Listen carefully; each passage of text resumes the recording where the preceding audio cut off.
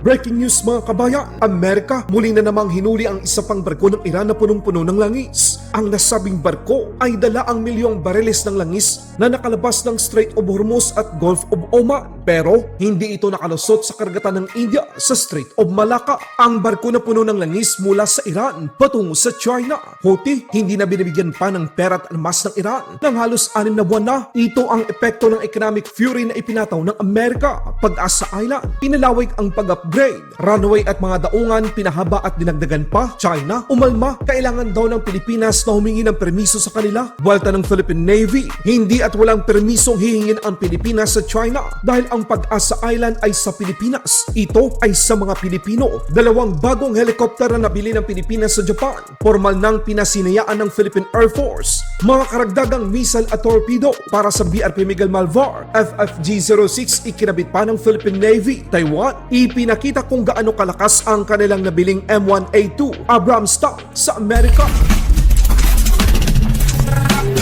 Ayon sa Wall Street Journal at iba pang source nitong 19 ng Mayo taong kasalukuyan, inaresto ng US military ang isang Iran-linked oil tanker na may kargang humigit kumulang 1 milyong bareles ng crude oil. Ang pangalan ng barko, ang Skywave. Nagmula ang nasabing barko sa Kard Island, ang pangunahing oil export terminal ng Iran. Patungo sana ang barkong Skywave sa China. Akala ng nasabing barko ay nakalusot na ito sa puwersa ng Amerika sa Gulf of Oman habang naglalayag ito sa parte ng Indian Ocean sa Malacca Strait. Dito hinarang ng puwersa ng Amerika ang barko ng Iran. Ang barko ay kabilang sa pinatawan ng parusa ng Amerika noong buwan ng Marso, taong kasalukuyan, dahil sa pagkarga ng mga langis mula sa Iran ng iligal. Ito ay bahagi ng patuloy na US campaign laban sa Iran Shadow Fleet upang putulin ang pagbenta ng Iran oil sa pandaigdigang merkado. Ito ang pinakabagong paghuli ng Amerika ng barko na konektado sa Iran sa ilalim ng naval blockade at Operation Economic Fury.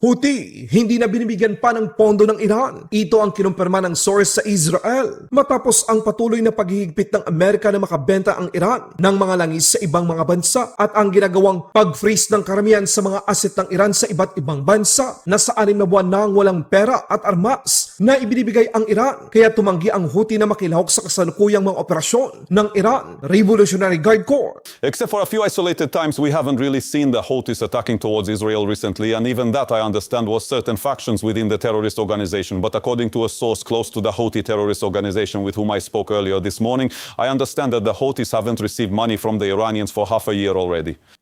It's not just money, but also weapons. The Houthi organization didn't exactly welcome this with open arms. They declared, as long as we don't receive the funds, we will not cooperate with you or participate in the global adventures you're planning.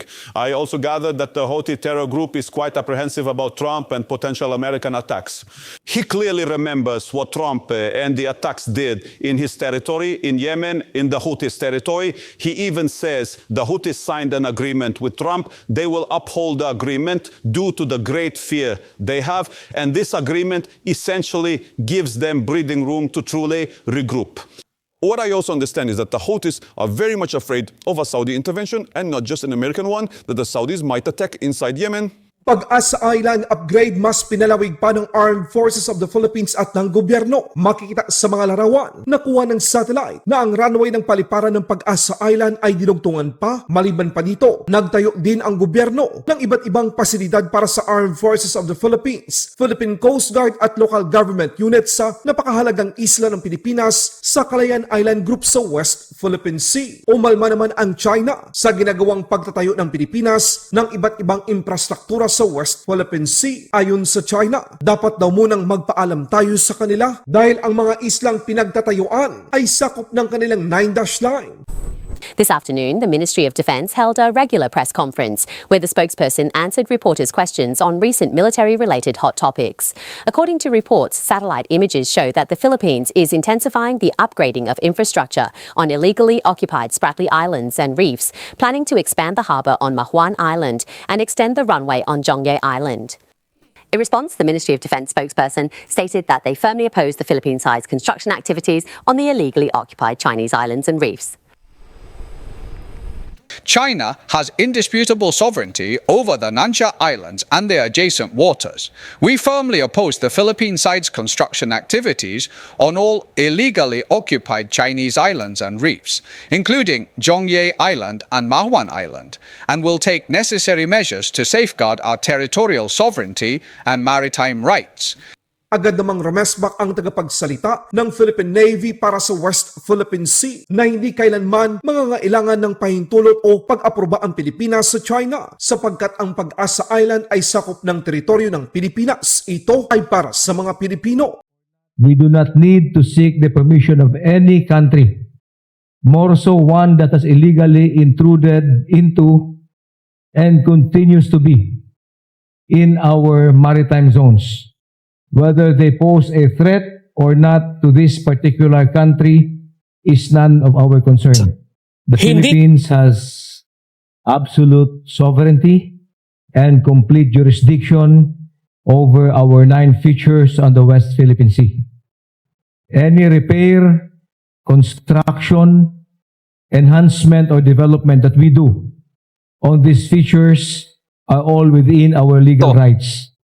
We have been doing improvements, enhancements, development, repair, and fortification to ensure that these islands will be able to support any deployed troops and the local community, Kalayaan Community on Pag-asa Island. Ipinakita naman ng Philippine Navy ang kanilang pagload ng mga missile at torpedo sa barko na BRP Miguel Malvar FFG-06. Ito ay upang palakasin ang mga kakayahan nito sa depensa ng ating mga nasasakupan sa West Philippine Sea. Inilagay ng hukbong dagat ng Pilipinas ang K745 Blue Shark Anti-Submarine Warfare Torpedoes at SSM-710K Sea-Star Surface-to-Ship Missile na binili ng bansa sa South Korea. Ito ang mga gamit pang depensa na wala tayo noon, pero meron na tayo ngayon. Formal namang pinasinayaan ng hukbong himpapawid ng Pilipinas ang mga bago nitong helicopter na nabili sa Japan, ang Bell 412 EPX o ang H-2 helicopter. Dalawa sa mga ito ang kasalukuyang nasa Pilipinas na at 8 in-order. Sa 8 in-order ng Pilipinas sa Japan, inaasa na matapos ang delivery sa susunod na taong 2027. Ito ang halimbawa ng mga gamit na matibay na may kalidad pa. Taiwan, ipinakita naman ang nabili nitong mga Abrams tanks sa Amerika. Ginamit ito ng Taiwan Forces sa kanilang pampublikong kalsada upang patunayan na hindi nito masisira ang kanilang mga infrastruktura. Ang nasabing tangke ay may bigat na 70 tonelada.